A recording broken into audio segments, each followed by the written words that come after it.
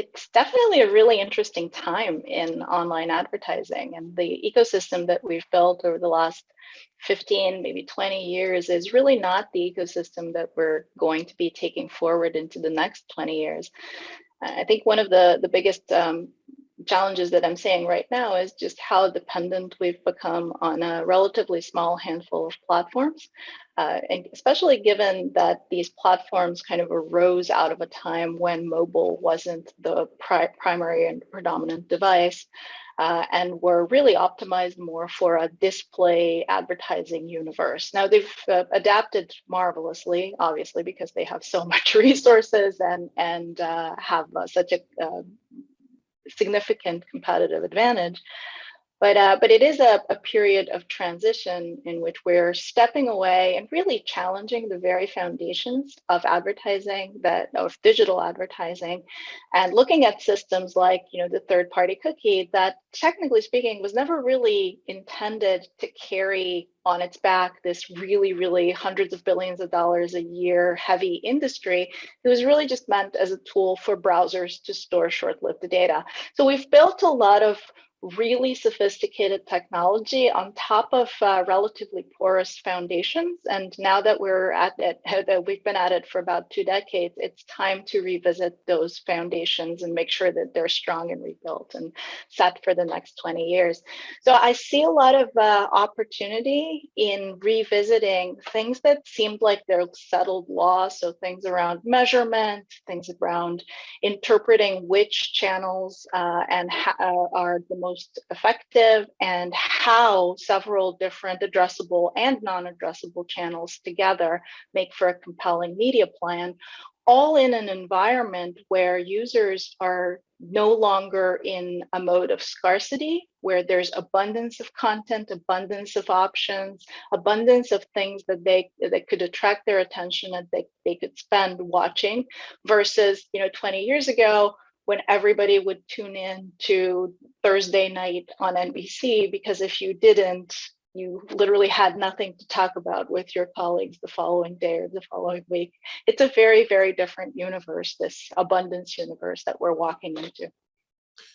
Anna, so when you talk about non-addressable, what does that mean? We did an interview, we've been reporting on this, and with a deprecation, and Mike at Yilmo said that as much as 80% of the audience may be non-addressable moving forward. What does a non-addressable universe mean, and what are publishers to do?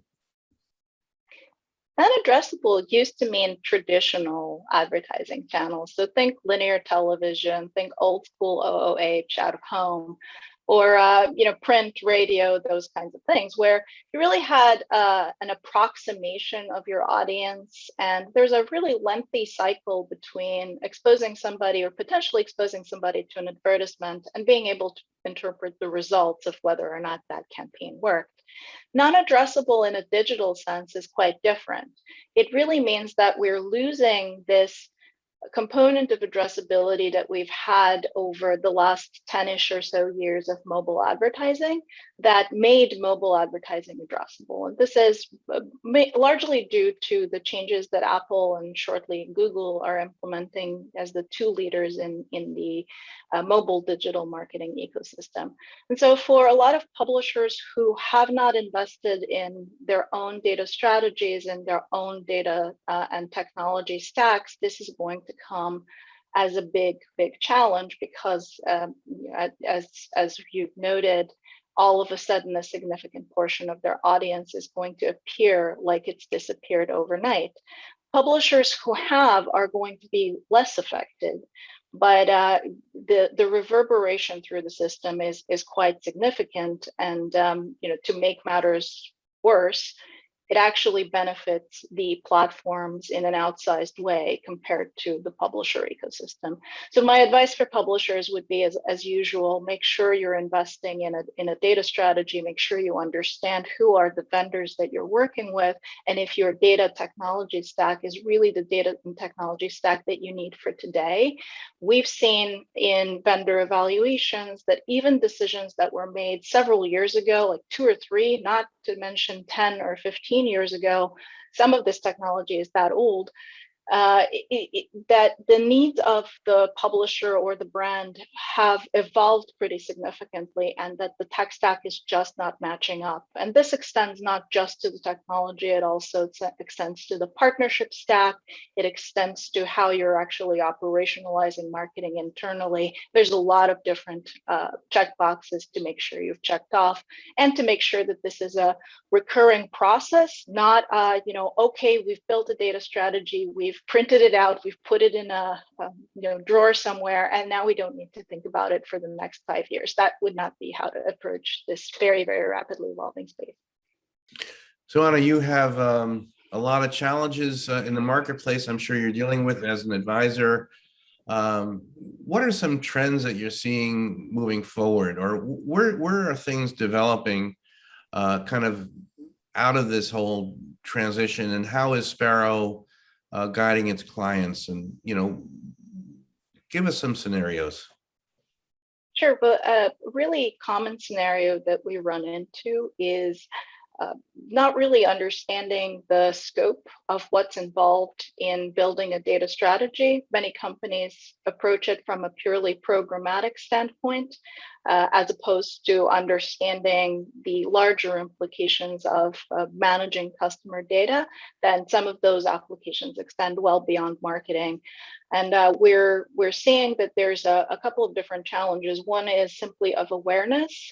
Second one is of talent, and just having the right types of executives in key roles who understand how to work with digital and other channels. This is now kind of the reverse of the problem that we had when digital eclipsed television, when we had TV executives stepping into digital roles. We now have digital executives, purely digital executives, stepping into these multi-channel marketer roles and really not being prepared to handle other types of channels effectively.